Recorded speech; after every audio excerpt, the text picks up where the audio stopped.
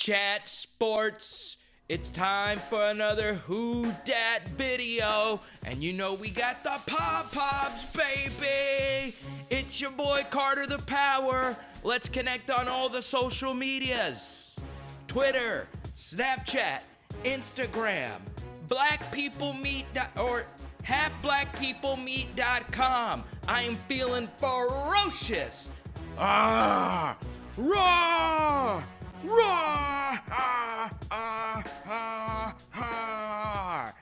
Yes! Let's go through a Saints Rumors Roundup video, but first, mash that subscribe button on Chat Sports so you'll never miss a video regarding any team, but particularly my Who Dat videos, okay? Do that, Chat Sports on YouTube. Today we're going to run through some of the Saints rumors, and we're going to chat about a little bit of everything. First, throw up the X. Throw it up, King T'Challa, for you Black Panther fans out there. Anyway, Dez Bryant. Remember last year he was with the Saints. He signed, and 2 days later messed up his Achilles, and guess what? He's already back running. Now, he's not a member of the Saints, but last year, and my dad even got a Dez Bryant jersey. What are you doing? Dad, we have the same last name as Dez. Doesn't mean you actually have to buy the jersey for only 2 days. Are you kidding me? Anyway, Dez Bryant was a New Orleans Saint, tore his Achilles, and he actually was a fun member to have in the locker room. You remember that next week the Saints played the Cincinnati Bengals. They absolutely destroyed them. And after the touchdowns, everybody, including Mark Ingram, was throwing up the X. Dez Bryant was a popular figure in the Saints locker room. And I'm curious whether or not he's actually going to be a Saint next year. Remember, they didn't draft any wide receivers this year, and there is room on the roster to find that wide receiver to put across from Michael Thomas. I know Traquan Smith is coming back after a good rookie campaign. I know Cameron Meredith is also coming back from injury. And Ted Ginn Jr. has been a good receiver for the Hoodats. So, we have this video that Dez Bryant released. He's been working out with star safety Jamal Adams of the New York Jets, one of my favorite LSU Tigers, by the way. Anyway, he's been working out with him, and he put out a video of him running routes. So, my question for all our Chat Sports fans out there, do you believe Dez Bryant will be a Saint next year? In the comment section below, type a Y for yes or type an N for no. And also put up one of those X emoji things, you know, on your phone. There's one of those things. Anyway, Dez Bryant. I think he could contribute, especially if Michael Thomas is drawing double teams on the other side. You know, Dez is hungry to prove all the haters wrong, and maybe he'll be a good fit with the Saints next season. So I thought, and I'm happy. I think the NFL is better when there's a personality like Dez Bryant out there, and I think he's matured. I don't think he will have the same locker room or personality issues like he had during his days in Dallas. I want to move on now, though, to the Saints NFL Draft report cards. Now, listen, I don't like the word report card, but every NFL draft expert has to give out a report card.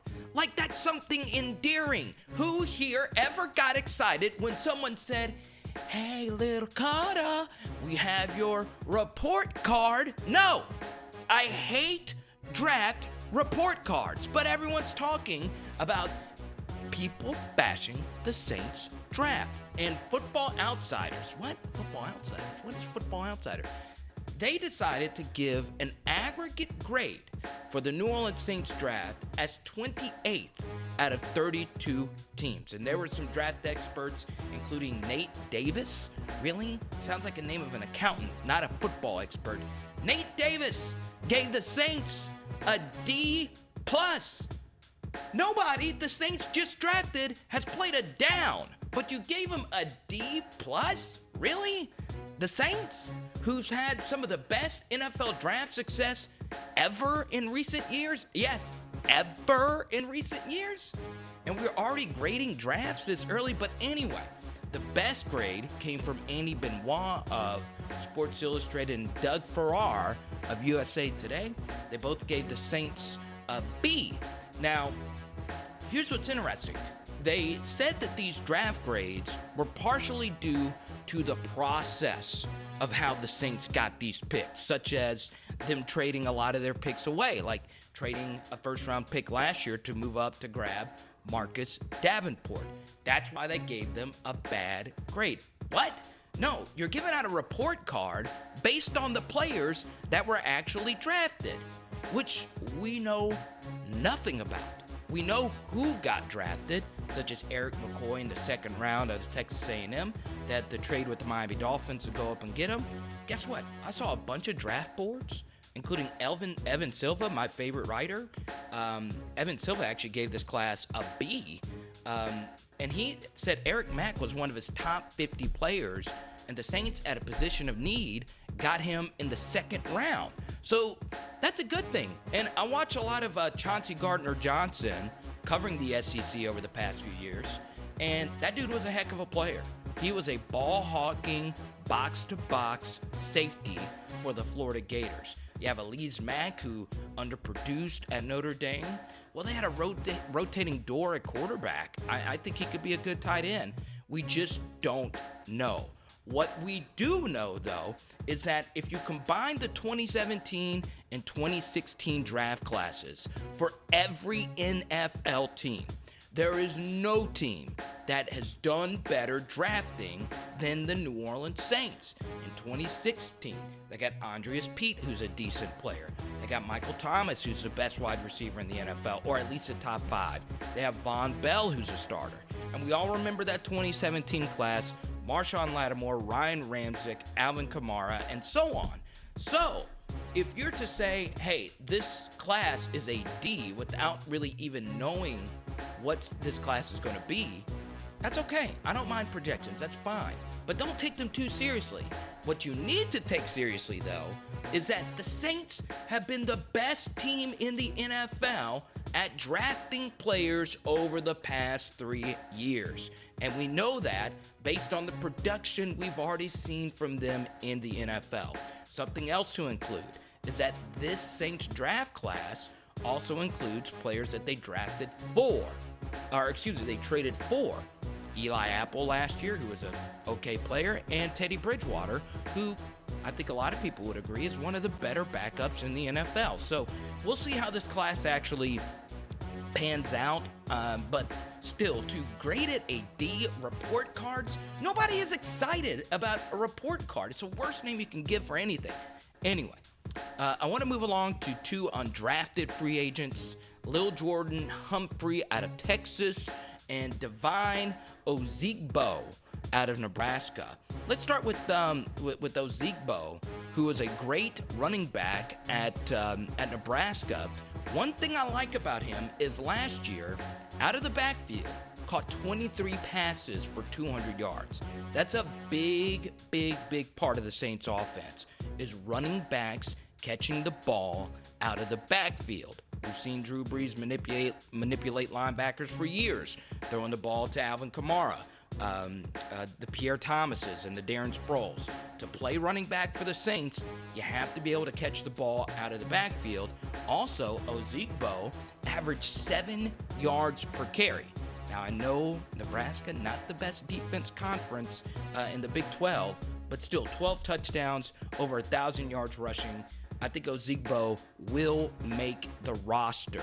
Now, Lil Jordan Humphrey, it's a little different for him. Caught 86 passes last year for 1176, average over 13 yards per reception.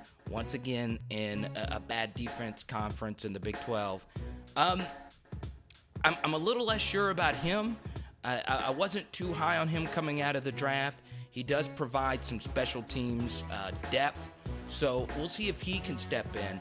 One thing to keep in mind, though, is that the Saints do have a lack of depth at the wide receiver position, so we'll see how he fits in to future plans. Quick reminder that you can follow me on Twitter at Carter the Power for all the latest Saints news and rumors all offseason. If you want to bash me, if you want to agree with me, if you want to do whatever, hit me up. I take criticism really well. If you want to bash me for my sense of fashion, you could do that too at Carter the Power. Now, this every year always pops up. It was addressed on ESPN radio. Will Sean Payton go to the Dallas Cowboys? The Drew Brees era is coming to an end. We know about Sean Payton's ties to Dallas, but these rumors every single year. So, I don't know if he's actually going to go to the Dallas Cowboys, but I want to address this in a different way, and I want to throw it out to you lovely viewers. Do you think Sean Payton is the coach of the New Orleans Saints 5 years from now? Okay? All you have to do is type 1 if yes, or type 2 if no in the comment section, and let me know why. Remember, Sean Payton has been with the Saints for 13 years. It's hard to be a coach of any team, especially in this very mobile society that we live in the social media society. Fire him, fire him, fire him, fire him. You're fired, fired, fired. Will he be the coach 5 years from now? He's only 55 years old, which is kind of young for a coach that's been in a place for 13 years. But Drew Brees is coming up to the end here, and who knows? Maybe Sean Payton wants a change. So do you think 5 years from now, Sean Payton will be the coach? I will say yes. Why not? He's young. He obviously loves New Orleans. So I think he will remain the coach of the New Orleans Saints. Now, if you have not subscribed to Chat Sports yet on YouTube, what are you doing? Because the NFL is great. Now, most of you are probably die-hard Who Dat fans, but you also like the 49ers. You also like the Cowboys. You're also interested in the NBA. Guess what? They have videos for all of that. Just hit the subscribe button or just go to youtube.com/chatsportstv. Once again, that's youtube.com/chatsportstv. You can snap the button below, click the button, whatever the word is, and subscribe, and you will never miss a video. Now, I'm a traditionalist, not gonna lie. I love things that have a lot of history. My favorite sports field and playing apparatus in the world is Wrigley Field. And I don't even like baseball. I've been to Wrigley 3 times. I love it. I love the rustic field. I love the history that Wrigley Field has. With that said, I am hating what I'm hearing from fans regarding the Superdome, okay? The Saints just signed an extension to keep playing in New Orleans until 2035. And the question is, what will the Saints do with the Superdome? Now, a lot of you have been to a game, a Saints game, within the last year or two. Or at the very least, with cameras the way they are now, you've seen what the Superdome looks like. And obviously, two of the Saints, or two fan bases that you hate the most, are the Atlanta Falcons and the Dallas Cowboys. Both teams have this super state-of-the-art open roof stadiums. And one of the same name in Atlanta, the Mercedes-Benz Stadium. And to me, here's the thing. I understand people want the fancy, new, shiny thing. I totally get it. And I also know that the Saints are going to go under major renovations for the Superdome. But I don't want too much of it changed. I am a big fan of New Orleans. I love driving into the city and seeing that weirdly shaped gold bowl where all this history has happened for Saints fans. Let's not forget, in the early 1980s, some guy by the name of Michael Jeffrey Jordan hit one of the biggest shots in college basketball history for the North Carolina Tar Heels. All the Final Fours, all the stadium, or all the concerts, the Endymion balls, all in that Superdome. Lots of histories, lots of memories, lots of Mardi Gras tied into that big chunk of metal off of Poitras, and with Champion Square being as great as it is, right next to the Smoothie King Center, I'm very passionate that the Superdome is one of the premier facilities in all of sports. And I have studied sports stadiums, and I've studied how stadiums are funded by taxpayer dollars and how corrupt all of this can actually be. I like the Superdome the way it is. And for me, and when you talk to national writers and they talk about the Super Bowl and coming down here for conventions and games and Final Fours, you know what a lot of these national media members say? They love how authentic the Superdome is. So I am sick and tired of people saying, well, it needs renovations and it's old.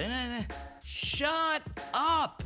This is a jewel. This is New Orleans. We have some of the most authentic, passionate fans in pro sports.